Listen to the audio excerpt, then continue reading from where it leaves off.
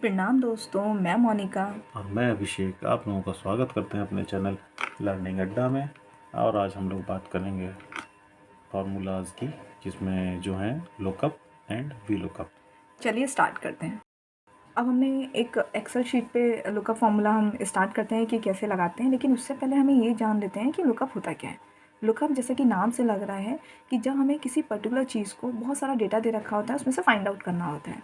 मान लीजिए मेरे पास ये एक स्टूडेंट का डेटा दे रखा है, एक क्लास के स्टूडेंट का नेम, सब्जेक्ट और मार्क्स। अब मुझे सबसे पहले उनके सब्जेक्ट या मार्क्स जानना है किसी पर्टिकुलर स्टूडेंट का, तो मैं क्या करूँगी, जो हेडिंग वाला जो मेरे पास सेल है उसको कॉपी कर लूँगी और साइड में पेस्ट कर लेती हूँ। अब हम कोई भी स्टूडेंट सेलेक्ट कर लेते हैं, मान लेते हैं कि हाँ, ये हरीश को सेलेक्ट करते हैं। अब मुझे हरीश का डेटा निकालना है, तो हरीश।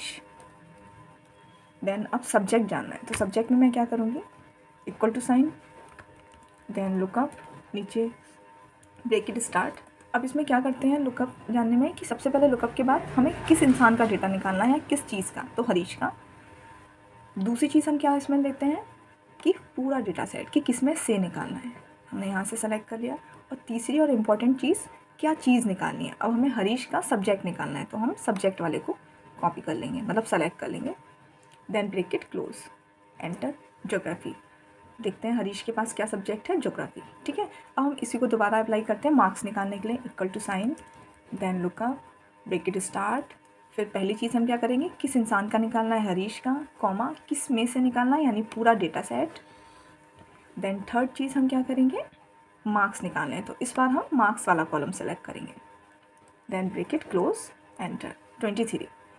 एक बार क्रॉस चेक कर लेते हैं, हरीश के ज्योग्राफी में मार्क्स है 23, यानी हमारा फॉर्मूला पॉजिटिवली यूज़ हो गया।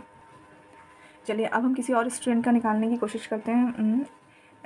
कोमल, 18 पे कोमल दे रखी हैं, तो हम इसमें टाइप कर लेते हैं कोमल। और अब कोमल का सब्जेक्ट निकालने के लिए हम कैसे यूज़ करेंगे formula, equal to sign, lookup, then bracket start.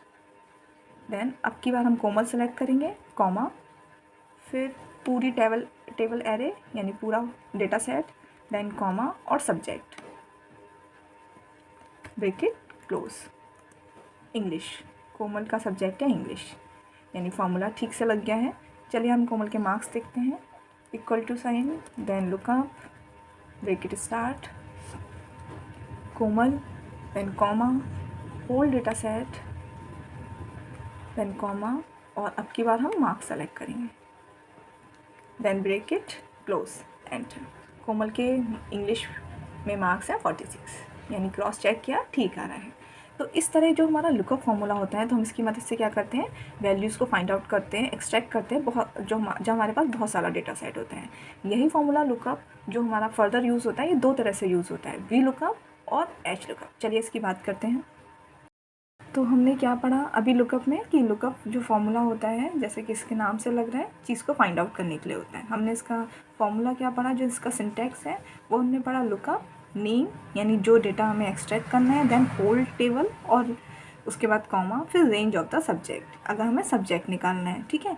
अब हम आगे बात करते हैं कि लुकअप दो तरह से हम देख सकते हैं, वी लुकअप और एच लुकअप। चलिए देखते हैं होता क्या है। वी लुकअप जैसे कि इसके नाम से लग रहा है, vertical lookup, and H lookup simply means horizontal lookup.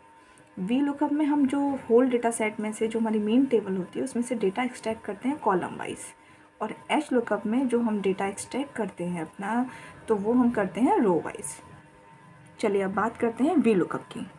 हम वापस से उसी डेटा सेट पे आ गए हैं अपनी एक्सेल शीट के साथ। इसमें अगर हम देख रहे हैं कि ये जो हेडिंग है, नेम, सब्जेक्ट, मार्क्स, मैंने पहले ही यहाँ पर पेस्ट कर रखा है। अब हम इसमें से वी लुकअप यूज़ करने से पहले हम सेलेक्ट कर लेते हैं कि मान लीजिए कोई से 2-3 बच्चों का मुझे डेटा एक्सट्रैक्ट करना है, तो हम क्या करेंगे, मान लीजिए बबीता और फराह,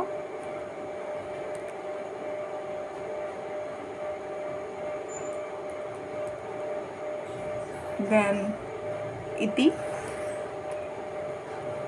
और एक काजल, कोई से भी हम रैंडमली ले लेते हैं नाम। अब इनके सब्जेक्ट और मार्क्स जानने हैं, तो हम फॉर्मूला लगाएंगे, equal to sign, then V lookup, bracket start, और अब हमें लुकअप वैल्यू देनी है, यानी हमें किसका जानना है, तो हमें जी जो कॉलम है उसका जानना है, कॉमा टेबल एरे। अब हमें सब्जेक्ट तक जानना है तो हम सिर्फ सब्जेक्ट तक सेलेक्ट करेंगे, ठीक है, कॉलम वाइज। Then comma. अब कॉलम इंडेक्स हमें ये देखना है कि कौन सी हेडिंग, कॉलम इंडेक्स में अगर सब्जेक्ट देखें तो कौन से नंबर पे 1 और 2, अगर मार्क्स जानने होते हैं तो 3, तो कॉलम इंडेक्स जो कि हमें सब्जेक्ट जानना है तो ये कॉलम इंडेक्स हम यहाँ पर टाइप करेंगे 2 कि उस कॉलम का कौन सा नंबर है। Then comma. एक नई चीज़ इसमें ऐड हो जाती है, ट्रू और फॉल्स। आप देख पा रहे होंगे इसमें नीचे आ रहा है ट्रू और फॉल्स। ट्रू मतलब अप्रॉक्सीमेट हमें मैच निकालना है, मतलब आगे पीछे की वैल्यू भी हमारे पास आ जाती है, लेकिन जब फॉल्स है एग्जैक्ट मैच, कि हमें वही वैल्यू चाहिए जो उस कॉलम में उस पर्टिकुलर व्यक्ति की है। तो मैं यहाँ पर फॉल्स सेलेक्ट करती हूँ और ब्रैकेट क्लोज, एंटर। इंग्लिश, तो बबीता का देखते हैं सब्जेक्ट इंग्लिश है। तो अब इसी तरह बाकी जो हमने स्टूडेंट सेलेक्ट किए हैं उनके भी जो सब्जेक्ट है वो निकल आएंगे। देखिए काजल 19 नंबर पे है ज्योग्राफी, काजल ज्योग्राफी। इति हिस्ट्री, इति 15 नंबर पे है हिस्ट्री। देन फरा हिस्ट्री, फरा 10th नंबर पे है हिस्ट्री। इसी तरह मार्क्स जान लेते हैं, equal to sign, then V lookup, bracket start, lookup value यानी जी वाला कॉलम, कॉमा टेबल एरे। अब हमें मार्क्स जानने हैं तो हम जो सी वाला कॉलम है उसको भी सेलेक्ट करेंगे, देन कॉमा। अब कॉलम इंडेक्स, सी हमारे कौन से नंबर पे, 3rd पे, 1 2 3, तीसरे कॉलम में है, तो हम जो कॉलम इंडेक्स देंगे 3, कॉमा फॉल्स, क्योंकि हमें एग्जैक्ट जानना है, ब्रैकेट क्लोज, एंटर। 20, बबीता की इंग्लिश में 20 मार्क्स हैं, यानी ठीक आ गया। अब इसको बाकी बच्चों के भी इसी तरह निकल आएंगे। काजल के मार्क्स देख लेते हैं, ज्योग्राफी में 89 है और इसमें भी 89 ही आया है हमारे फॉर्मूला से। तो इसी तरह हम वी लुकअप जैसे कि नाम से वर्टिकली यानी कॉलम वाइज डेटा को एक्सट्रैक्ट कर लेते हैं। अब जो एच लुकअप है यानी डेटा को हॉरिजॉन्टली एक्सट्रैक्ट करना, ये हम अगली वीडियो में सीखेंगे। तब तक जुड़े रहिए, क्योंकि अब हम बात करने जा रहे हैं अपने फन फैक्ट्स की। आपको पता है जो एक्सेल है वो माइक्रोसॉफ्ट कॉर्पोरेशन के थ्रू जनरेट किया गया है, लेकिन ये पहला स्प्रेडशीट प्रोग्राम नहीं। इससे पहले स्प्रेडशीट को जो लोटस डेवलपमेंट कॉर्पोरेशन था उसका जो सॉफ्टवेयर था लोटस 1 2 3, उसके थ्रू ऑलरेडी मार्केट में यूज़ हो रहा था। माइक्रोसॉफ्ट ने जब एक्सेल सॉफ्टवेयर को प्रोवाइड कराया, जब इसको डेवलप किया, तब ये केवल जो एप्पल के सॉफ्टवेयर होते हैं ना मैकिन्टोश, उनके लिए यूज़ होता था। बट जब इसने 1987 में इसको विंडोज़ के लिए भी अवेलेबल कराया, तब इसने लोटस जो डेवलपमेंट कॉर्पोरेशन था उसको भी पीछे छोड़ दिया और मार्केट में लीडिंग कॉर्पोरेशन बन गया। है ना मज़ेदार। अगली बात, आप जो एक्सेल पेज पे ऊपर टूल बार देखते हैं ना, चलिए देखते हैं।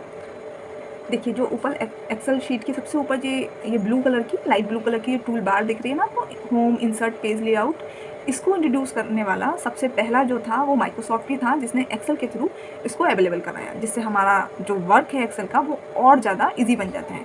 और एक मज़ेदार बात कि एक्सेल ने अपनी मार्केट की पोजीशन और स्ट्रॉन्ग करने के लिए इस टूल बार के थ्रू बहुत सारे ग्राफिक्स वगैरह भी ऐड किए, जिससे लोग ईजीली इस चीज़ को यूज़ कर सकें। इसी तरह सीखते रहिए और हमारे चैनल लर्निंग अड्डा से जुड़े रहिए। और कोई सजेशंस हो हमारे लिए तो वो हमें कमेंट करके ज़रूर बताइए। Thanks for watching.